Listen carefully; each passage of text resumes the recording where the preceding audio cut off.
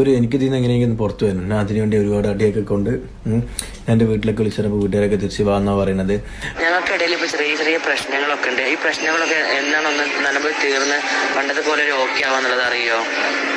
അങ്ങനെ ഗൈസ് ആഷിയും ജാസിയും തമ്മിൽ അടിച്ച് പിരിഞ്ച് എങ്ങനെയെങ്കിലും ആഷിയെ എനിക്ക് തിരിച്ചു കിട്ടണമെന്ന് പറഞ്ഞുകൊണ്ട് ജാസി ഒരു കൂടോത്രം ചെയ്യാൻ വേണ്ടി ഒരു ഉസ്താദിനെ വിളിച്ച ഒരു വോയിസ് ക്ലിപ്പ് കിട്ടിയിട്ടുണ്ട്. അതൊന്നും കൂടാതെ കുറേ നഗ്ന സത്യങ്ങൾ നമ്മൾ ഇന്ന് പുറത്തേക്ക് കൊണ്ടുവരാൻ പോവാണ് കേട്ടോ.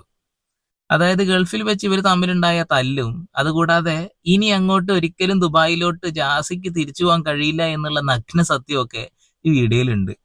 ഓക്കെ, നമുക്ക് കാണാം. ഞങ്ങൾ നിലമ്പൂർ ഒരുമിച്ച് പോകുന്നുള്ളത് നോക്കാൻ വേണ്ടിയായിരുന്നു. അത് നോക്കിയോ? എൻ്റെ ഉമ്മാൻ്റെ പേര് ആയിഷ എന്നാണ്, എൻ്റെ ഉമ്മാൻ്റെ പേര് സൈനബ എന്നാണ്. നോക്കി പറയോ എന്താണ് കിട്ടിയതെന്ന് പറയോ?